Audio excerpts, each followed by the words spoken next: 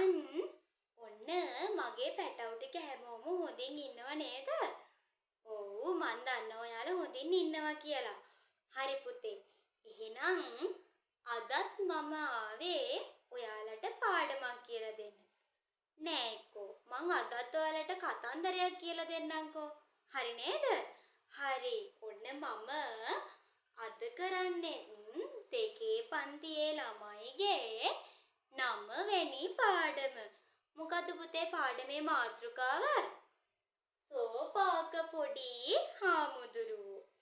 ඔන්න මම දැන් අදත් ලස්සන කතන්දරයක් තමයි කියන්නේ. ඔන්න පුතාලා සේරම හොඳට අහගන්න ඕනේ හරිද? හරි. ඔන්න පුතේ මේ කතාව උනේ අපේ බුදුහාමුදුරුවෝ හිටියේ අන්න ඒ කාලෙදී. ඒ කාලෙදී වෙච්ච කතාවක් තමයි මම මේ දැන් කියන්නේ. ඔන්න තාත්තත් නැති අසරණ ළමෙක් හිටියලු. ඔන්නේ අසරණ ළමයාව අම්මට හොරෙන් මිනි පෙට්ටියකට ගෙනවිත් දාලා පිට්ටනියකට ගෙනවිත් දාලා තිබ්බලු පුතේ. හරිද? පුතාලා බයයි නේද? මිනි පෙට්ටනියකට යන්න. අනේ ඔව් ඒ වගේ තමයි මේ චුටි බබන් බය වෙන්නේ නැති. එයාවත් දැන් මිනි පිට්ටනියකට ගෙනත් දාලා. පුතාලා දන්නවද මේ පුතාගේ නම මොකක්ද කියලා? නෑනේ මේ බබාගේ නම තමයි සෝපාක. ඔන්න දැන් මේ මහරෑ සෝපාකට දැන් හරිම බයයි පුතේ. ඇයි මිනි පිට්ටනියනේ ඉන්නේ?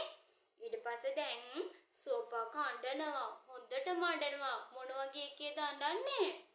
අනේ මාව බේරගන්න කෙනෙක් නැද්ද කිය තමයි මේ සෝපාක අඬන්නේ. ඔන්න පුතේ දැන් බුදුහාමුදුරුවෝ අපේ බුදුහාමුදුරුවෝ ඊට පස්සේ මේ සෝපාකට කතා කරනවා. මොනවා කියලාද සෝපාකට අපේ බුදුහාමුදුරුවෝ කතා කරන්නේ? සෝපාක මා ළඟට එන්න. මා ඔබට පිහිට වෙනවා කියලා තමයි අපේ බුදුහාමුදුරුවෝ මේ සෝපාකට කතා කරන්නේ. මොකක්ද කියන්නේ? සෝපාක මා ළඟට එන්න. මා ඔබට පිහිට වෙනවා කියලා. කවුද පුතේ දැන් මෙහෙම කියන්නේ? අපේ බුදුහාමුදුරුවෝ. ඔව් ඔන්න දැන් පුතේ මේ සෝපාක කියන චූටි ළමයාගේ බය නැති වෙනවා. ඊට පස්සේ හරිම සතුටින් මේ සෝපාක අපේ බුදුහාමුදුරුවෝ ළඟට යනවා. හරිද? ඔන්න දැන් අපේ බුදුහාමුදුරුවෝ ළඟට ගාවට ගියාට පස්සේ දැන් මේ අසරණ සෝපාකට අපේ බුදුහාමුදුරුවෝ පිහිට වුණා. එසේ බණ කියලා දුන්නා. සෝපාක හරිම කැමැත්තෙන් මහාන වුණා. ඔන්න දැන් සෝපාක පොඩි හාමුදුරු කෙනෙක්. දැන් සෝපාකගේ අම්මටත් ගොඩක් සතුටුයි. බුදුහාමුදුරුවෝ ළමයිට කරුණාවන්තයි. ළමයිට ආදරේ නේද? හරි. ඒක තමයි මේ සෝපාක පොඩි හාමුදුරුවන්ගේ කතාවෙන් කියන්නේ. දැන් පුතාලට තේරුණාද? ඔන්න චූටි ළමයෙක් හිටියා පුතාලා වගේ. එයාගේ නම සෝපාක. ඔන්න දැන් එයා මේ අම්මටත් හොරෙන් රෑ මැදක මිනි පිට්ටනියකට ගෙනල්ලා දාලා තිබ්බා. දැන් මේ සෝපාකට බයයි. සෝපාක අඬනවා. රෑ කවුරුත් මාව බේරගන්න නැද්ද කියලා. ඔන්න ඊට පස්සේ අපේ බුදුහාමුදුරුවෝ සෝපාකට කියනවා සෝපාක මා වෙත එන්න.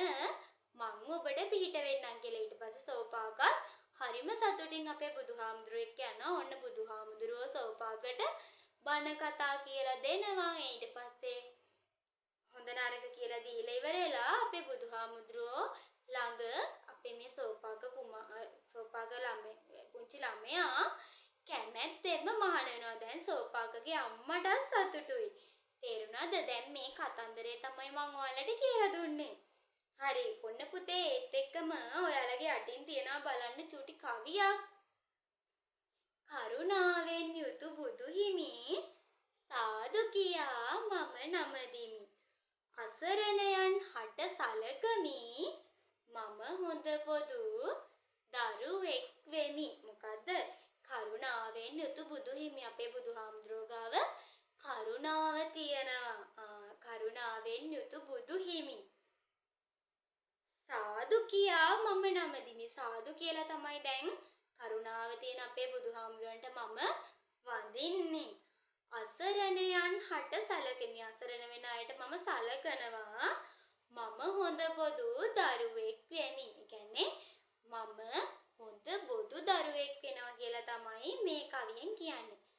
ඔන්න මගේ පැටවු ටිකට මේ කතන්දරේ තේරුණා නේද? ඔව්.